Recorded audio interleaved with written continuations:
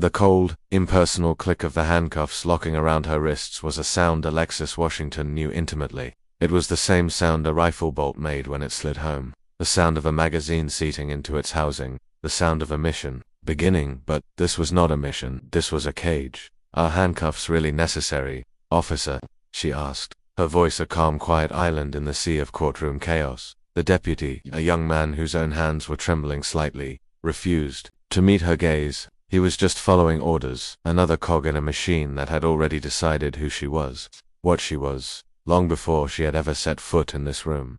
The Jefferson County Courthouse was packed on this crisp Tuesday in October, a theater of judgment filled with an audience hungry for a spectacle, and Alexis, at only 28 years old, was the star of the show. She sat in the defendant's dock, the garish orange of her prison jumpsuit, a flagrant violation against the somber wood-paneled dignity of the room. But it was not the jumpsuit that drew the eye, it was her posture. Even in chains, even under the weight of a dozen hostile stares, she sat with her shoulders squared, her spine as straight and unyielding as a steel rod, her gaze steady and clear. She was a queen on a prisoner's bench, and her quiet, unshakable dignity was an act of defiance that infuriated the man who presided over this kingdom. The defendant was found in possession of military-grade precision equipment without the proper documentation, announced Prosecutor Daniel Hayes. He was a man in his late 40s, with a face that was beginning to soften with the easy living of a successful small-town politician, but his eyes were hard, sharp, and ambitious. He took pains to pronounce each word with an exaggerated, theatrical authority, playing to the jury he had already selected in his mind, the court of public opinion. A customized long-range sniper rifle, specialized armor-piercing ammunition, a full set of advanced camouflage gear. He paused, letting the weight of his words settle over the hushed courtroom. When questioned about the origin of this arsenal, Ms. Washington refused to cooperate and behaved in a manner that can only be described as deeply suspicious.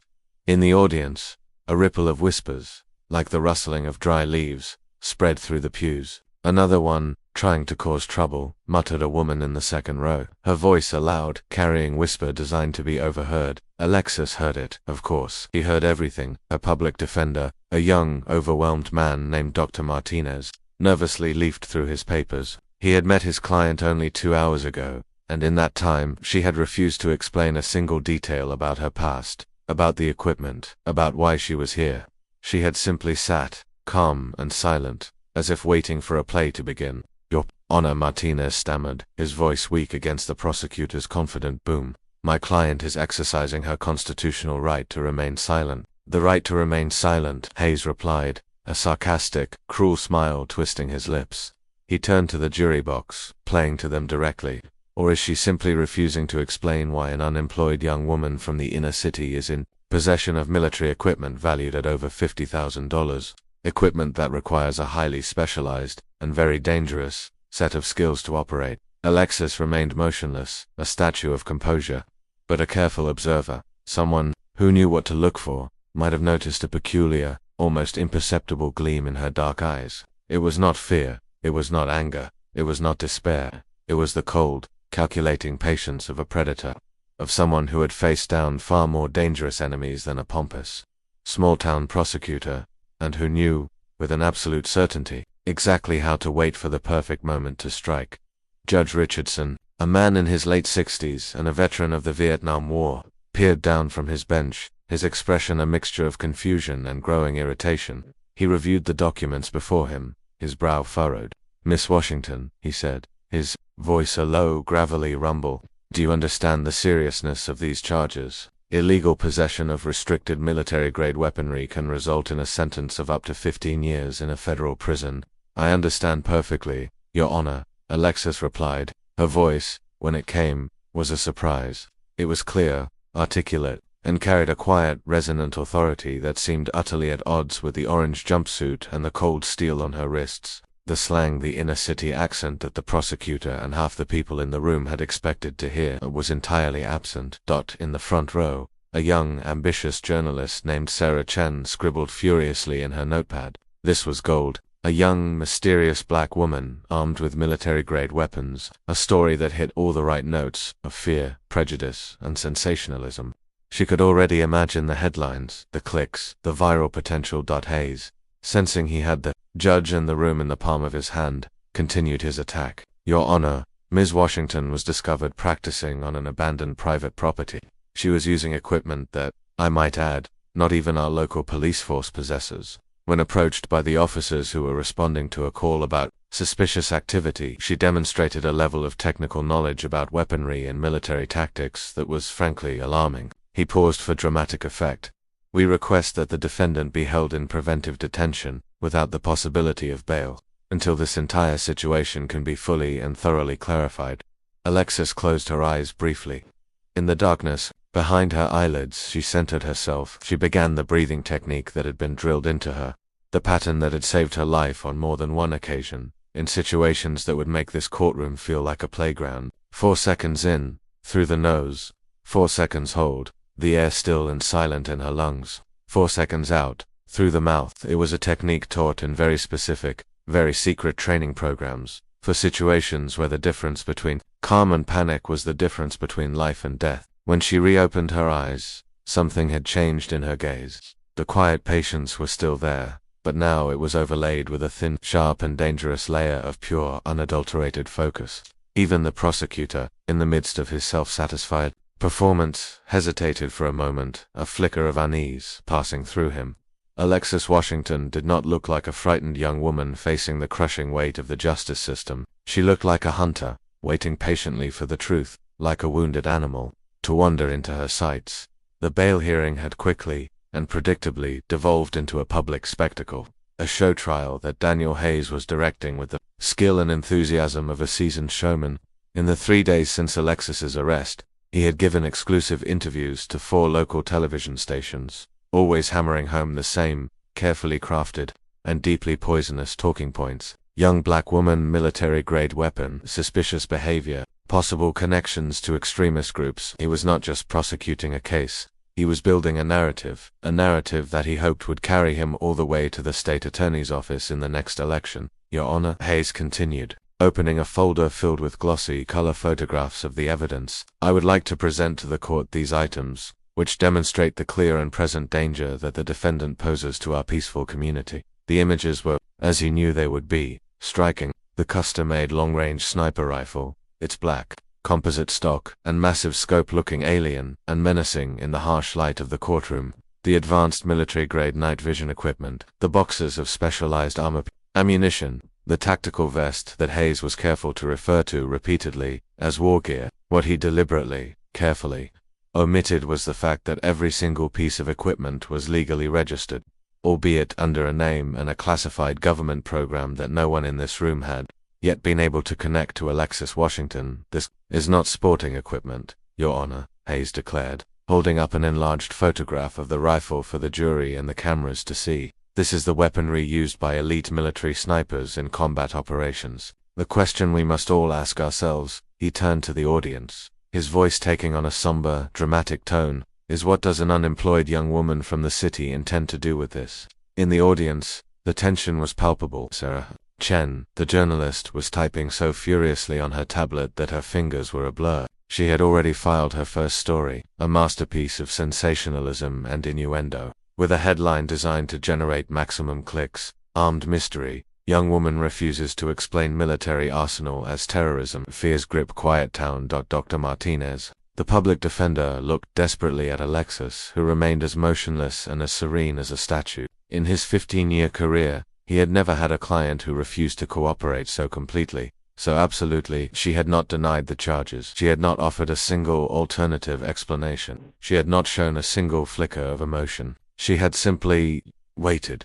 My client is exercising her constitutional right to remain silent, Martinez repeated, his voice sounding weak and pathetic even to his own ears, a flimsy shield against the legal and rhetorical barrage that Hayes was unleashing.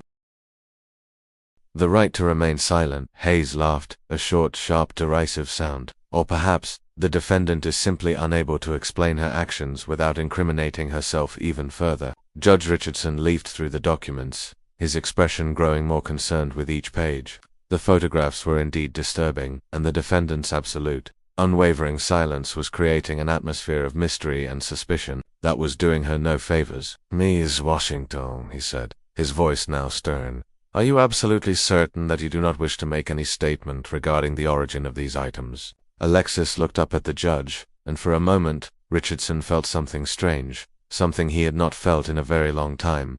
It was not defiance. It was not disrespect. It was the absolute, unshakable serenity of someone who had faced down far more intimidating tribunals than this one. It was the look of someone who had been judged by men whose power was absolute, in situations where the consequences were measured not in years in prison but in life and death. Not at this time.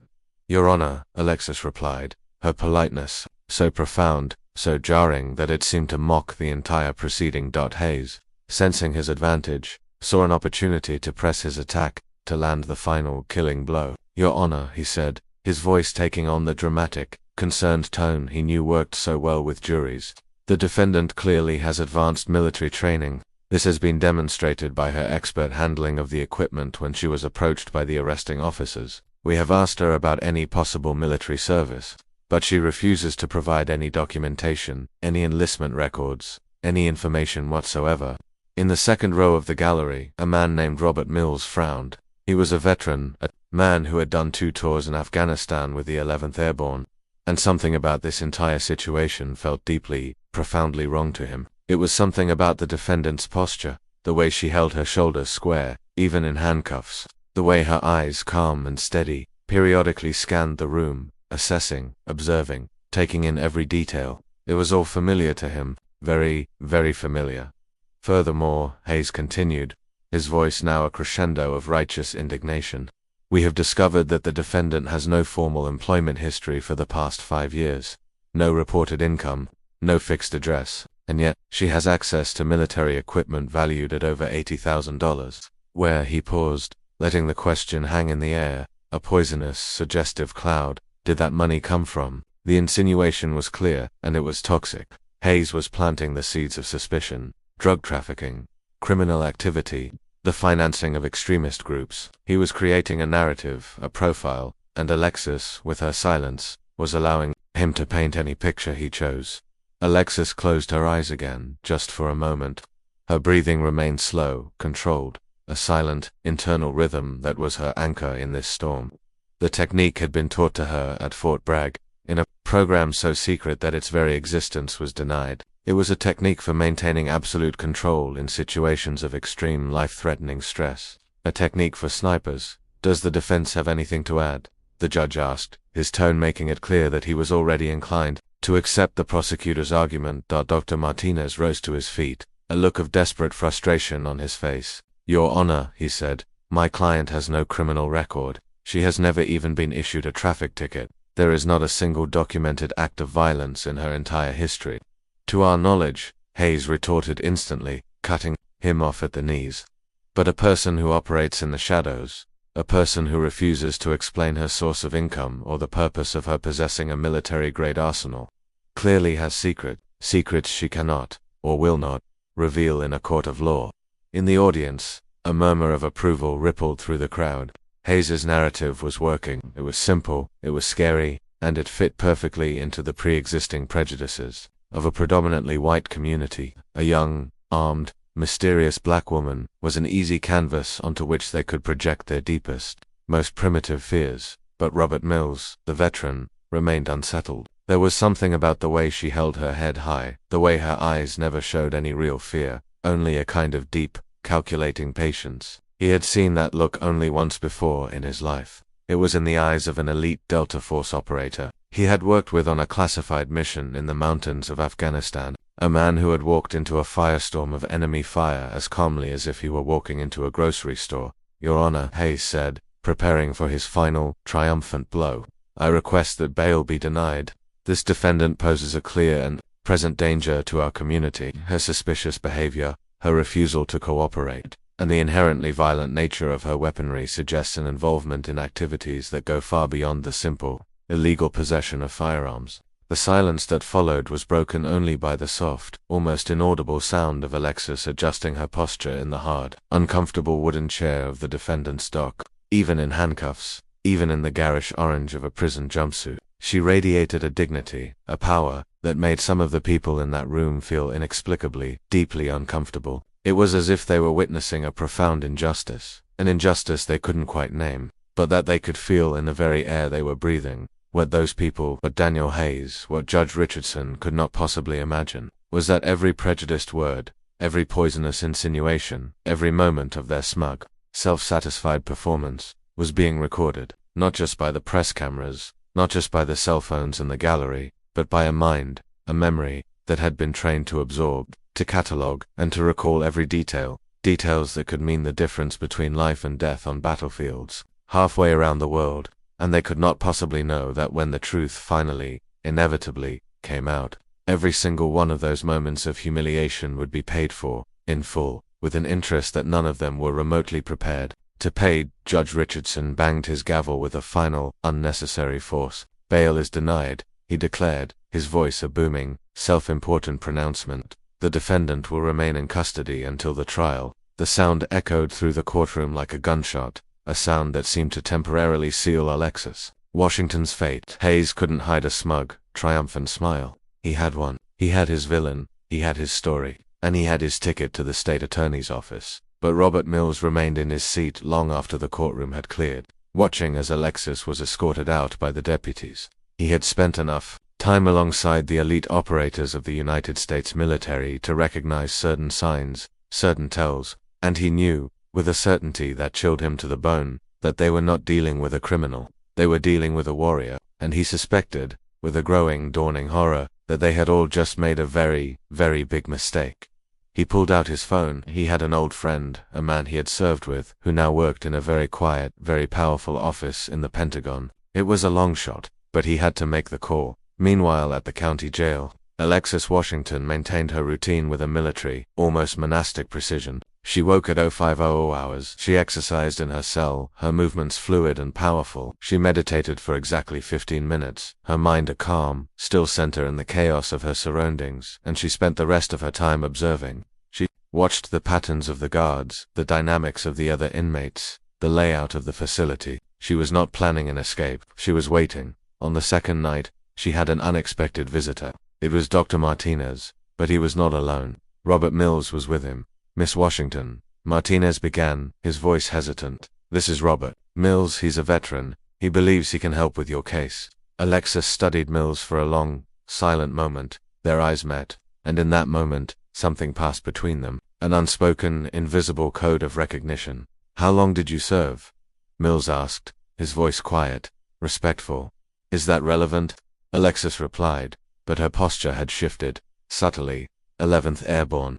2 tours in Afghanistan, Mills continued. I've worked alongside operators from the Joint Special Operations Command. I recognize the signs. A heavy silence filled the small, sterile visiting room. Martinez felt as if he were witnessing a conversation in a language he did not understand. Mr. Mills, Alexis finally spoke.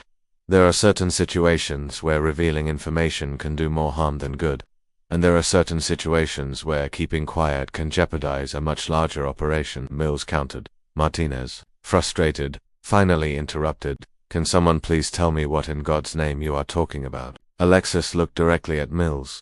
If you really served where you say you did, she said, her voice a low, dangerous whisper, then you know that some missions require an operator to maintain their cover, even under extreme duress. Mills nodded slowly. But I also know that there are protocols for compromised situations. There are channels that can be activated. And what if? Alexis asked. And for the first time, Mills detected something in her voice that made him completely reconsider the entire situation. What if those channels are the very thing being tested? That same night, Mills received a call that would keep him awake until dawn. It was his old friend from the Pentagon, Robert. The voice on the other end was serious, concerned. You need to stop asking questions about that woman. There are things in motion that go far beyond what you can imagine. Jake, just confirm one thing for me, Mills pleaded. Is she who I think she is? There was a long, heavy silence on the other end of the line. Robert, the voice finally said, if you value your safety, and hers, you will stop investigating. Trust me when I tell you that there are forces at work here that make this case far more complex, and far more dangerous, than it appears. As Daniel Hayes slept peacefully in his expensive home, dreaming of his political future, he could not possibly have imagined that every prejudiced word, every poisonous insinuation, every moment of his public performance of outrage, was being carefully catalogued by a mind that had been trained to operate in scenarios where failure meant not just a lost election, but a lost country. What he didn't know was that there is a fundamental and fatal difference between a cornered prey and a predator who is only pretending to be. And when someone who has been trained to identify and neutralize threats to national security decides that you, in your petty, ambitious, and racist blindness, have become a threat to something far greater than your own political career, the only question left is whether you will have enough time to realize your mistake before it is far, far too late to ask for forgiveness. The game was afoot, and the sniper was just waiting for her shot. On the morning of the 4th day of Alexis's incarceration, Prosecutor Daniel eyes high on his own supply of self-righteousness and media attention, called his most ambitious press conference yet. He stood before a phalanx of news cameras, a man who saw his path to the state attorney's office paved with the bricks of this case. I can now confirm, he announced, his voice booming with a practiced, dramatic gravity, that our investigation has revealed troubling connections that extend far beyond what we initially imagined. The defendant may be linked to terrorist financing networks, operating through the acquisition and sale of untraceable military equipment. Sarah Chen, the journalist who had broken the initial story, typed furiously, her fingers a blur. This was it, the headline that would make her career. Exclusive investigation reveals possible terrorist connections of armed suspect. The story, filled with Hayes' poisonous innuendo and her own breathless speculation, spread across social media like a virus, generating a tidal wave of fear, outrage, and racist conspiracy theories. Hayes smiled, savoring the moment. This is a matter of national security, he continued, his voice dropping to a somber, patriotic whisper.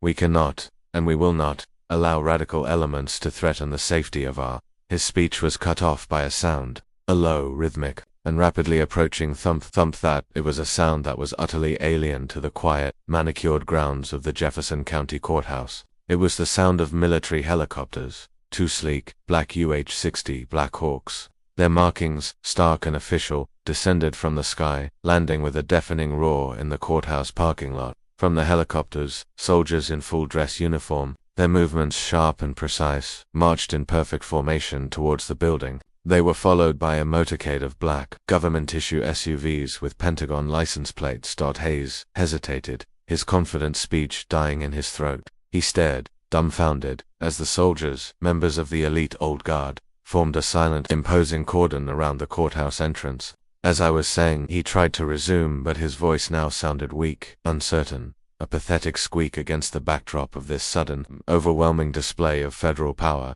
Inside the courthouse, Dr. Martinez's cell phone rang. A crisp, no-nonsense voice said on the other end, "This is Colonel James, from the Army General Counsel's office. I need you to keep your client exactly where she is. Do not sign any documents. Do not accept any transfers. A general officer is on her way to your location."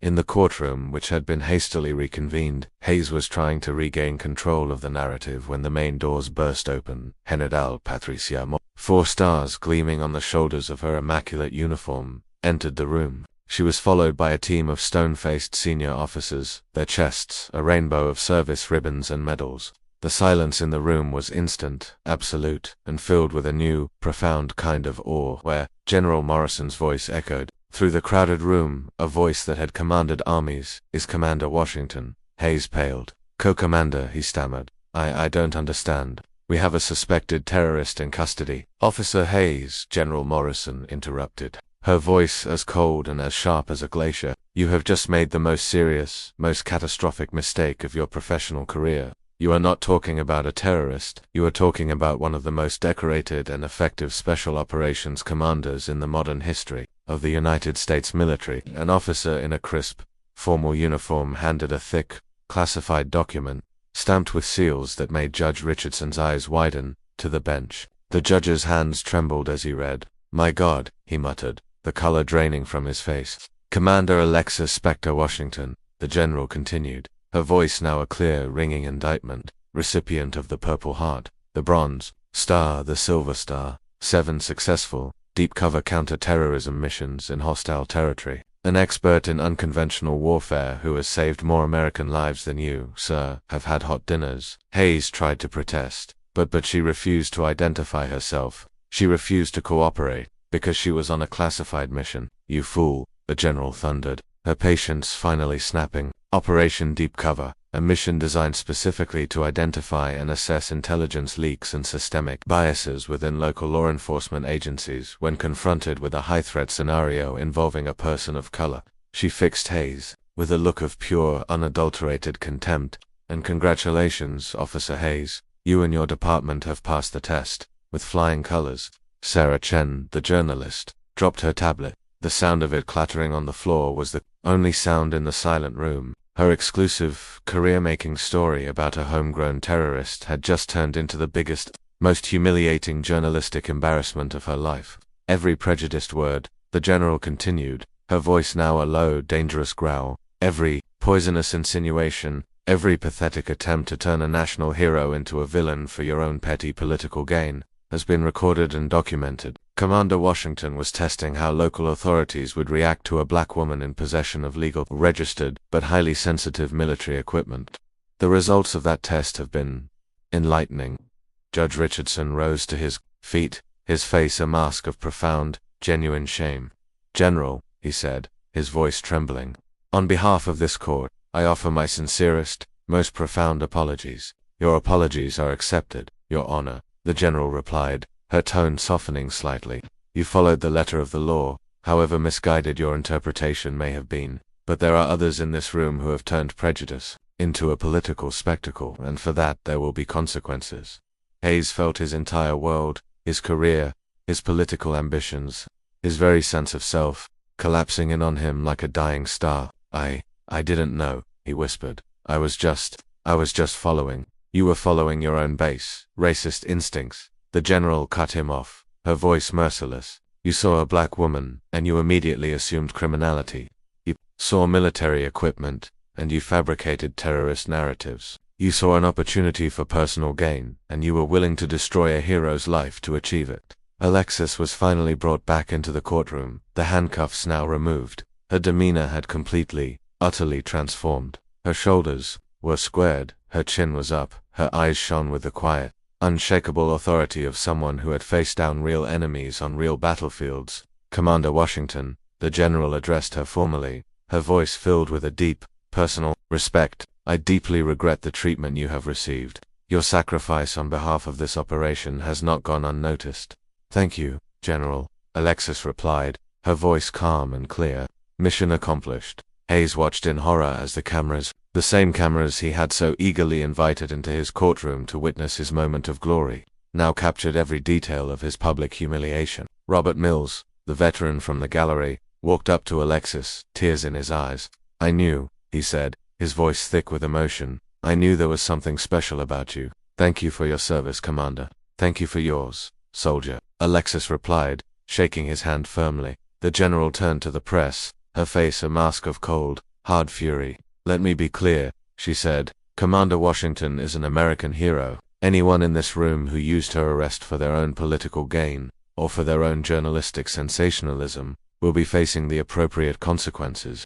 Sarah Chen could already see her career, her dreams of investigative journalism, turning to dust, and Daniel Hayes knew, with a certainty that was as cold and as hard as the handcuffs that had been on Alexis's wrists, that his political ambitions had not just died in that courtroom. They had been publicly, brutally, and beautifully executed. What Hayes couldn't possibly have imagined was that his own desperate, thirsty quest for the spotlight had ended up illuminating the very thing he had wanted to keep hidden in the shadows, the ugly, rotten core of his own prejudice. And when you try to destroy someone who has dedicated their life to protecting the very country you claim to love, justice, he was about to learn, has a very poetic, and a very permanent, way of exacting the price of your hypocrisy. 6 months later, the world had changed. Daniel Hayes was no longer a prosecutor. He was cleaning tables at a 24-hour fast food restaurant on the interstate, the only job he could get after his ignominious nationally televised dismissal. No law firm in the state,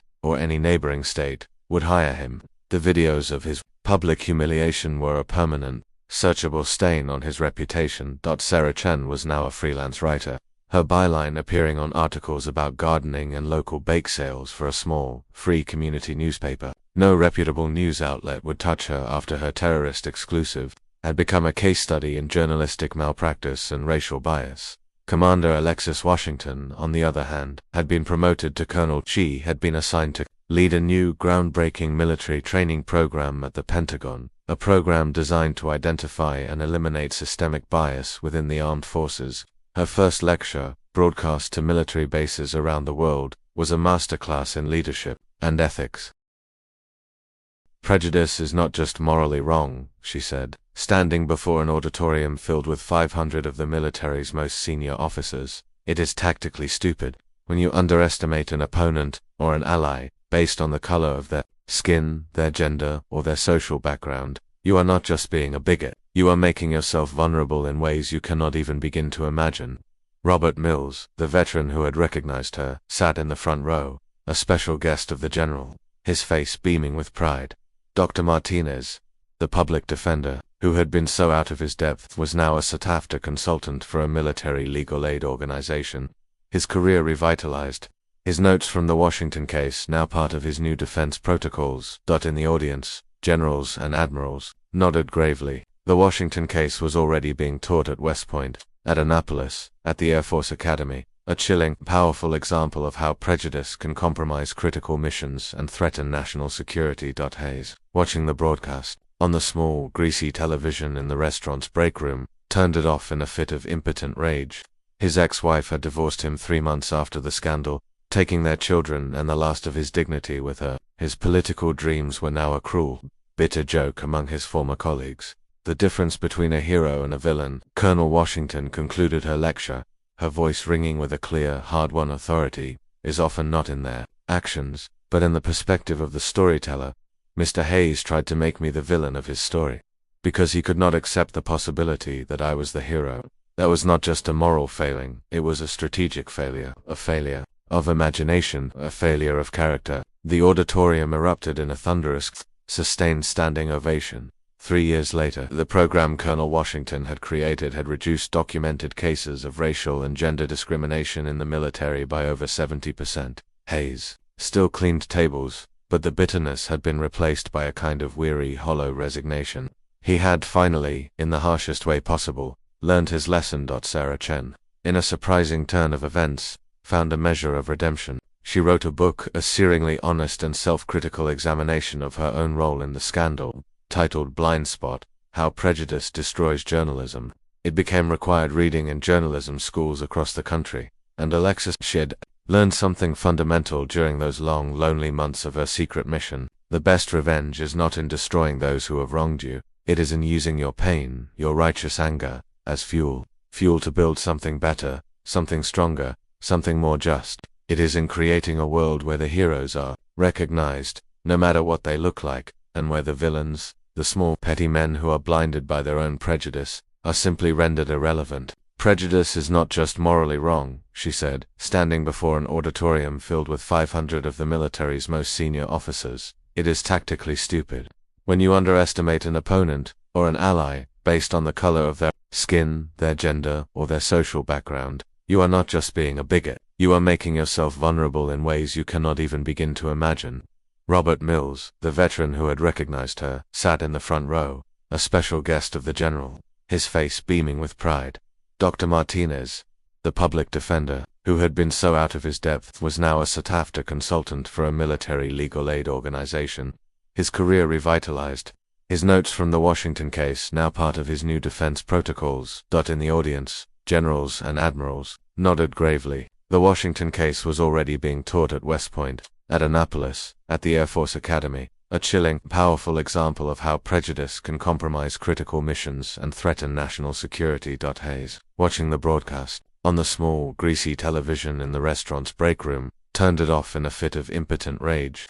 His ex-wife had divorced him 3 months after the scandal, taking their children and the last of his dignity with her. His political dreams were now a cruel, bitter joke among his former colleagues. The difference between a hero and a villain, Colonel Washington concluded her lecture, her voice ringing with a clear, hard-won authority, is often not in their actions, but in the perspective of the storyteller.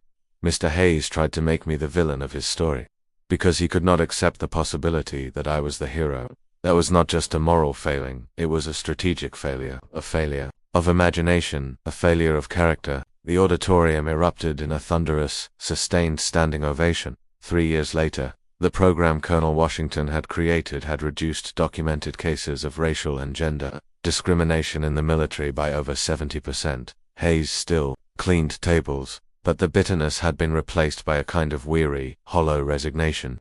He had finally, in the harshest way possible, learned his lesson. Sarah Chen, in a surprising turn of events, found a measure of redemption. She wrote a book, a searingly honest and self-critical examination of her own role in the scandal, titled Blind Spot: How Prejudice Destroys Journalism.